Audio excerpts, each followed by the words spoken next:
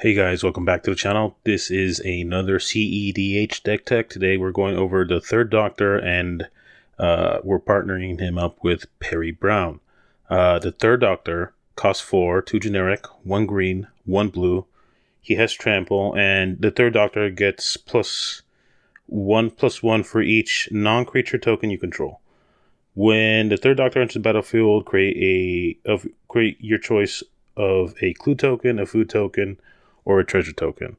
Peri Brown also costs 4. She costs 3 generic, 1 white. The first historic spell you cast each turn has Convoke, and she's a Doctor's Companion, which allows you to put her in the command zone with a Doctor. And the third Doctor is a legendary Time Lord Doctor, so he fits the criteria. And they're basically a different version of exclusionary partners other than forever friends or a partner with. So let's get into it. But first, a word from our sponsor. Dubby is an energy drink loaded with vitamins and supplements. Its caffeine is derived from whole fruit extract. Dubby has been formulated for anyone who wants to focus without crash or jitters. With no artificial flavors and 0 calories and sugar, Dubby is the perfect gluten-free drink when you want that little boost. Just one mix with the rounded scoop into 6 to 8 ounces of cold water, and you'll have a cool, refreshing, and energizing drink. To pick up your own tub of Dubby or shaker cup, go to www.dubby.gg and use code #WCTT at checkout for 10% off your entire order. Or just follow the link in the video description. Thank you for watching, and now back to the video. As customary around here, we're going to get into the lands first. So we're going to start off with a command tower.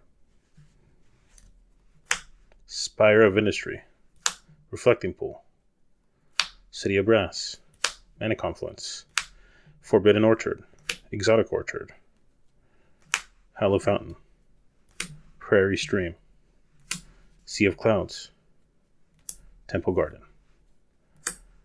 Bountiful Promenade, Overgrown Farmland, Breeding Pool, Rejuvenating Springs, Macy Rainforest, Scalding Tarn, Maze of Ith, Ancient Tomb, Adventures Fair, Urza Saga, a Strip Mine,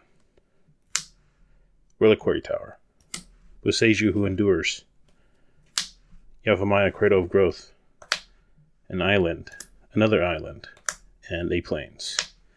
Getting into our artifacts package, we're starting off with a Mana Crypt, Mox Opal, Mox Diamond, Chrome Mox, Lotus Petal, Soul Ring, Sensei's Divining Top, Lucamoto Torque, Mind Stone, Arcane Signet, Scroll Rack, and the One Ring. Getting into our instance package, we have a Pact of Negation, a Mystical Tutor, Worldly Tutor, Spell Pierce, Path of Exile, Silence, Swan Song, Enlightened Tutor, Swords to Plowshares, Snakeskin Veil, Surge of Salvation, Noxious Revival, An Offer You Can't Refuse, Mental Misstep, Veil of Summer, Brainstorm, Nature's Claim, Faithful Absence, Everybody Lives, Cyclonic Rift, Heroic Intervention, Lildamri's Call, a Negate, Muddle the Mixture, Disenchant, Teferi's Protection, Whir of Invention, Chord of Calling, and a Force of Will.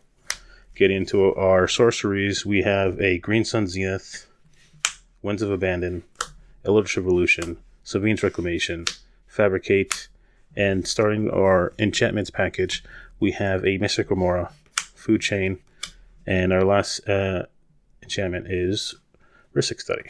We have 2 Planeswalkers in the deck. One of them is Oko, and the other one is Narset Parter of Veils. Starting with our creatures package, we have a Walking Ballista, a Birds of Paradise, Delighted Halflane, Sarah Ascendant, Esper Sentinel, Thassa's Oracle, Ledger Shredder, Janeth's Magistrate, Fairy Mastermind, Archivist of Agua, Grand Abolisher, Cathar Commando, Eternal Witness, Heliod Suncrowned, Ranger Captain of Eos, Recruiter of the Guard, Eternal Scourge, Miss Hollow Griffin, and a Seaboard Muse. Next, we're going to get into lines and strategies. All right, so the third Doctor is basically a staff of domination in the command zone. Once you get Food Chain, you can make infinite mana, infinite creature mana, that is. You can cast them an infinite amount of times and produce infinite amount of clues, food, and treasure tokens, which gives you infinite mana that you can use for anything, not just creatures. Infinite draw and infinite life gain, which is pretty, with Orcish Bowmasters being the menace of the format right now. A great mana set. I love that card. With Orcish Bowmasters being a menace in the format right now, the ability to gain infinite life really is, a godsend before you start drawing your whole deck. I've said this before in different videos, but I think that the format has slowed down quite a bit, and that Staff of Domination is just, a no-brainer for a lot of decks who just want to draw the entirety of their deck before Thassa's Oracling or doing something else. And I think that's why, in the long term, a lot of people right now, a lot of people are kind of like looking down on a third Doctor because, the first sliver, I will concede, is a better Food Chain deck. But something like an explosive Food Chain deck like a Corvold, the Fake Curse Keen, I don't think he holds up as well in this new meta compared to the Doctor. The Doctors do have different companions you compare them with. I saw people pairing it with the mono black partner, which kind of seemed kind of bad because white gives you all these wonderful things like that you can run like Path to Exile and Source of Plowshares, Silence, Surge of Salvation, and Enlightened Tutor to go get your Food Chain and put it on top of your deck. Or, if you're not ready for that yet, go put a One Ring on top of your deck. Everyone Lives, Winds of Abandon, Granite Magistrate, Grand Abolisher, Ranger Captain of Eos, Teferi's Protection. All those things in that white gives you, plus more that I'm not even mentioning in the deck, that I'm not even showing you, like Esper Sentinel and Archivist of Ogma. All those things help you make your game plan go forward because you're preventing other people from doing things. White is really good at that. Out of the two options that people seem to be picking, I like Peri Brown over the other one. I think the other one costs 2 mana, which a lot of people just instantly favor a lower mana casting commander over another one that costs more, which I understand. But the other one's ability is read ahead. So whenever a saga enters the battlefield, you can skip to whatever lore. You can give it. The wording is a little weird, but you can give it as many lore counters as you want when it enters the battlefield. You just skip the benefits that all the other ones give you. So most of the time, people are just playing just Urza Saga because we're talking about cEDH here. The only saga really worth running in cEDH is Urza Saga. Then you go get a Soul Ring or Mana Crypt right out of your deck, and you just slap it onto the battlefield. That doesn't feel very good to me. Running one card for one saga, running one card not only in your deck but in the command zone for just one card that you might not see every game. That's in your deck. Feels pretty bad to me, even though she does cost 2 mana and she does enable you to play white. I'd rather run Peri Brown because if you run her out first, that's you. Next turn, you're discounting the cost of the Doctor by 1 because at least you have one creature on the board that can help convoke him into the battlefield. Another thing, its historic spells have convoke. So that's legendaries, sagas, and artifacts.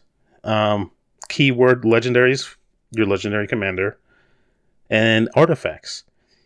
Let's say you had a Soul Ring in hand. That's 1 mana you don't have to use from an artifact, mana producing artifact, or a land to pay for that Soul Ring. You can just tap Peri Brown or whatever other creature just happens to be on battlefield.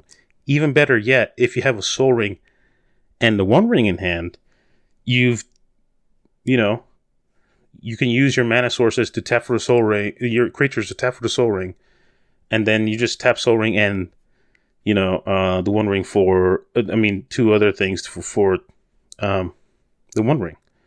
I think that level of flexibility that Peri Brown gives you is way undervalued by other people right now. Or even if you have 4 creatures just laying around, you can just tap if they're non-mana producing creatures and you're not going to attack with them anyways. Just tap all 4 of them for a 1 ring. And the great thing about the 1 ring in the deck is that, of course, it's the 1 ring. Why wouldn't you run it? But also, since you're in green, you have a Seaborn Muse. Your 1 ring effectively is a better Necropotence than Necropotence ever could possibly want to be.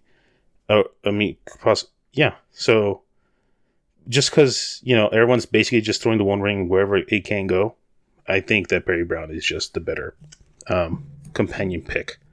Other things that the colors that we're running gives you is Oko, one of the best planeswalkers you can run in the format because he effectively shuts off certain decks if they rely heavily on their commander. Like the commander has to be on the field for the game plan to go forward.